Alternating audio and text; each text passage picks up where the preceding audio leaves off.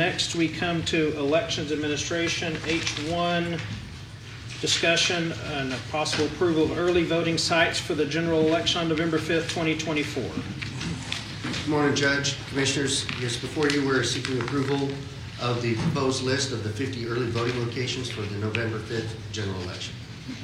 All right, I have several questions. Is there a law that requires us to have 50? There is not. Okay. How much does it cost to have an election site, roughly? Roughly, for early voting is roughly, over the period, we budget for estimation purposes, $10,000 a location. And so that's machines, Workers, staff, snacks, or whatever. Well, no snacks, but the staff. That's not part of it? No. Okay. The staff, all the materials, paper, everything for the location for the 12 days. So I guess the two questions I have, we have in precinct 1 a voting location, an early vote location, Southwestern Baptist Theological Seminary, and then another one, and they're 0.3 of a mile apart. Why do we do that? That decision was made in 2019 when they chose to go to the countywide polling locations. When they were dividing up the locations and trying to find the numbers, the exact methodology I'm not aware of because I wasn't here. So the reason we do it is because we did it before? Correct. Okay. Then there's also, you have one at UTA and one at the Arlington Sub-Courthouse. Both are less than a mile apart. Correct. And a ton of the housing that UTA students use is actually closer to the Arlington Sub-Courthouse than it is the campus. Why do we have two less than a mile apart? The locations both are high volume. The Arlington Sub-Courthouse is one of the higher volumes. UTA, out of our locations, generally falls in the top 50% in voter turnout of all the locations. I believe 22, they processed a little over 3,600 voters at that location. So I have another one. TCU, I spoke to a member of the board this morning from TCU. I say that, I'm not entirely sure he's still a member of the board. I know he was, he may still be. And I asked him if he was aware this was happening. He said no, and his words to me were, that seems like a terrible place to have a voting location. So we did a little digging trying to figure out exactly where somebody has to go. They have to park, and it seems like walk a country mile. Public access to that location seems horrific from where it is. Why are we doing it there? That is a location that we used during the 2020 presidential election. They reached out, wanted to help facilitate and getting the numbers up. Because this election, we struggled in finding locations. We're actually 3 less than we were in 2020. And we had lines, so in attempts to get the lines. The thing that we're doing to help get traffic to the right locations is we are going to have the wait times for the polling locations on our website so individuals will be able to see where it's busy, where it's not, and they can divert to those other locations that are a mile down the road that they're not aware of. So, last question I think I have. We have campuses where you can drive right into the campus, pull right up almost to a door, and get to voting. We have other campuses that have security guards, booths, require visitor parking permits. They don't really seem terribly accessible to the public. So is the purpose here to just have a place at the college? Because they don't seem like they're the best places for the public to go, some of these campus locations. I would need to know exactly which location you're speaking of. I know like UTA, they reserve parking spaces right there. It's just down the road. I haven't been to every single one of the locations. Obviously we have 50 here and then another 350 on election day. But those locations, I'm not aware of anywhere where they have to pay for parking. In fact, the only place that I do know where we have to pay for parking is the Plaza building that we use. And we actually validate that parking so they don't have to pay. So at TCU, to get into the lot, it's, according to what we read, you have to have a visitor permit to park in that lot. Historically, in the past, what has been done is they designate specific locations for voter parking, and those are marked, and there is no badge requirement or anything of the nature. Do you have any data for any campus, pick any one you want, that tells you how many people from outside of the campus actually go there to vote? I could pull it. I did not come with that, but I can get it. How would you pull it? We would just simply go and do we could do zip codes at the poll check-ins of the individuals that checked in at those locations to see where they lived and they're registered. Okay. Any other questions from the court? Just a comment, and that is that we adopted these college campus-based sites in 2020 to make it easier for those student populations to vote. There are lots of other options for those who are not students at those institutions where they can vote easily. It has worked well for us in that those sites typically have high voter turnout. To eliminate them, I think, would be an act of voter suppression. So I'm not attempting to eliminate. I believe having two locations 0.3 of a mile in your precinct away from each other is a waste of money and manpower. I believe having UTA and Arlington sub-courthouse less than a mile from each other is a waste of money and manpower. You two are both welcome of the two to pick the one you want. But having two locations literally a parking lot away from each other seems like an incredible waste of money. But I think what I just heard you say, if I'm correctly, is the purpose to have them at the student locations is to get more students to vote. Are there any other locations that we have anywhere in Tarrant County where we specifically are trying to get a group to vote, and that's why we picked the location? I would suggest that all of our voting sites are targeted to get specific people to vote. That's why they're in specific neighborhoods. So I think the purpose of choosing locations to vote is to give the biggest access to the public, and some of these campuses do not provide the best access to the public. But I do see that it is definitely an attempt to get more students to vote. I don't believe that's the role of the Commissioner's Court to go make sure we get more of this group to vote or more of that group to vote. That's up to voters, political parties, candidates, saying we're going to pick this group and try to make sure more of them by doing this here. That doesn't seem like the right way to run an election. That seems like it's trying to favor one group over another, not voter suppression. It's not trying to favor one group over another. It's trying to make it easier for people to vote. And that is the job of this Commissioner's Court, to make it easier for everyone to vote.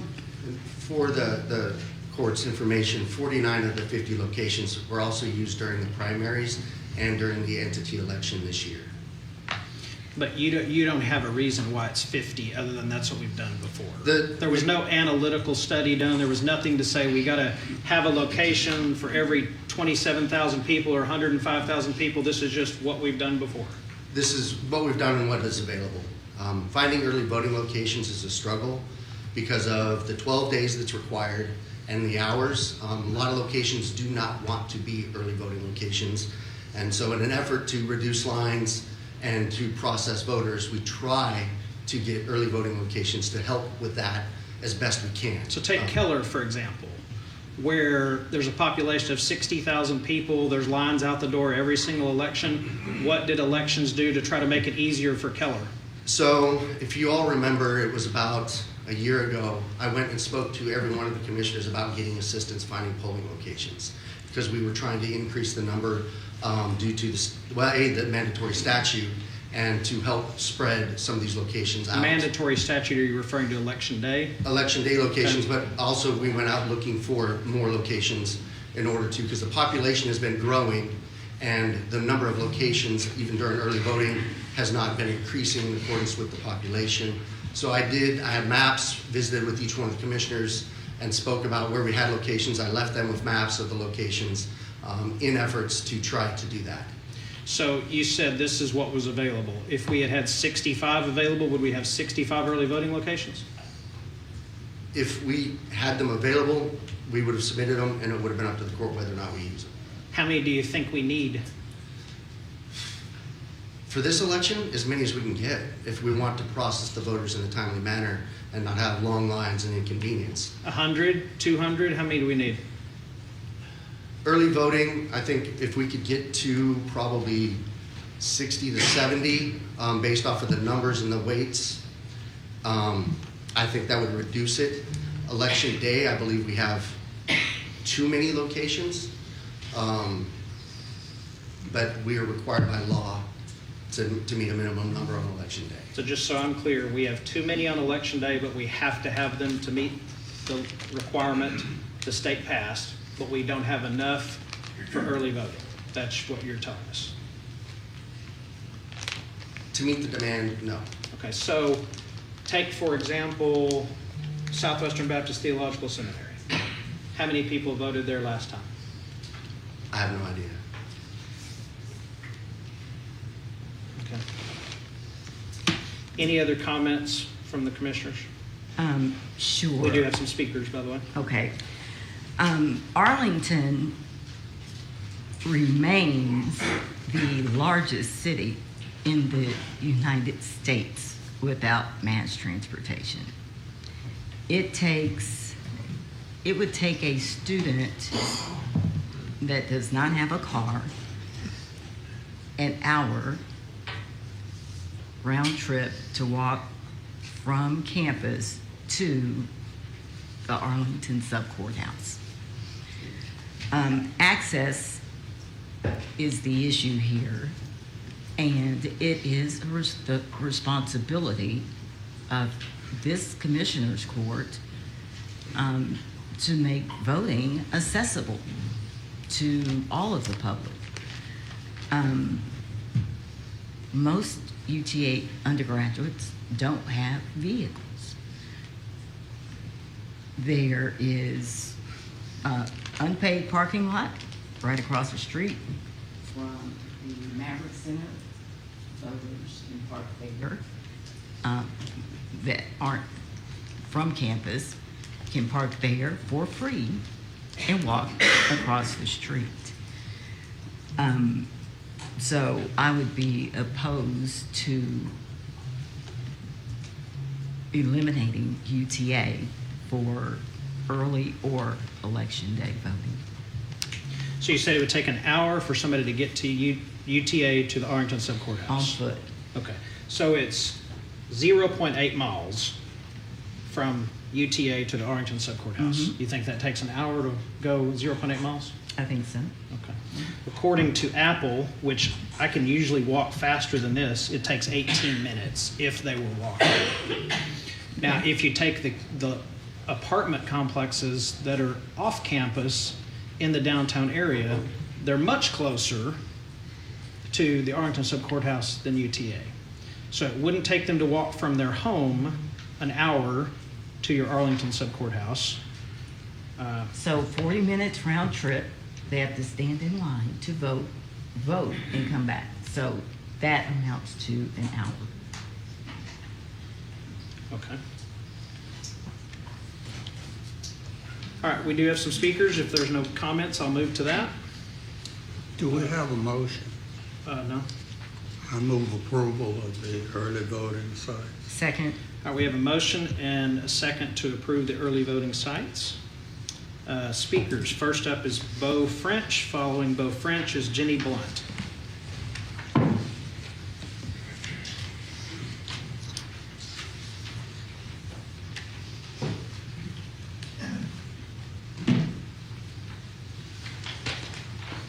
Judge OHare, Commissioners. I am here today on behalf of myself and the Tarrant County Republican Party to urge you to review the proposed polling locations for the November election and make several changes to protect the integrity of the election. Keep going. Of the 50 early voting locations, 8 of them are on college campuses. Many of these locations are difficult to access for the general public. And for anyone who is not a college student or staff member, some of them, especially the TCU location, require visitors to receive a parking permit and register their vehicles in order to park on campus near the polling place. This presents an unallowable impediment for Tarrant County voters who are seeking to cast a ballot in the election. At the UT Arlington location, which requires registration as well, the nearest parking location requires visitors to pay to park. It is unacceptable to force our citizens to pay for access to polling places. I believe these locations must be removed to ensure the free and fair election with equal access for all voters. Furthermore, these college locations primarily serve a small segment of the population. Our polling places should be selected to be broadly accessible to our citizens. Even presuming that these locations serve the purpose of catering to the small segment of the population who are college students, most of these college students are not registered to vote in Tarrant County. This fact only underscores the point that these college campus polling locations are not suitable for the November election. However, the election day polling locations are also unbalanced, providing a substantial partisan advantage to the Democrat Party. While the early voting locations equally balance the Republican-heavy Commissioners Precincts 3 and 4, with the Democrat-heavy Commissioners Precinct 1 and 2 providing 25 to each, the election day locations are unfairly skewed. On November 5th, Precincts 1 and 2, the Democrat-heavy precincts are given 181 polling locations of the total 350, while the Republican-heavy Precincts 3 and 4 are only given 169. By adopting the proposed list of polling locations, the court would suppress Republican voter turnout by unfairly balancing the number of polling locations. As it says in Proverbs 20:23, unequal weights are an abomination to the Lord.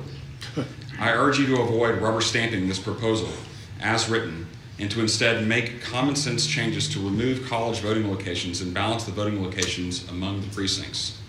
For the people to trust our elections in Tarrant County and our elected leadership, elections must be balanced, fair, and easy to vote in. Thank you for your time today. Thank you. Following Mr. French, Ms. Blunt, Jenny Blunt. Then we have, I guess that's it. Did I miss one? Good morning, Commissioners. My name's Jenny Blunt, and I was kind of going to speak on the same thing Bo just did, and Clint actually answered a lot of my questions when he said that it's basically free to park everywhere that there's a polling location. Is that true? I was going to also bring up the TCU location being difficult to park at because that would be my polling location. So really that's all I had to say is we want to be sure everyone can park easily. As, you know, if they're not a college student, be able to park easily and have no cost. Thank you. Thank you. All right, we have a motion and a second. Any further discussion? All right, please cast your votes.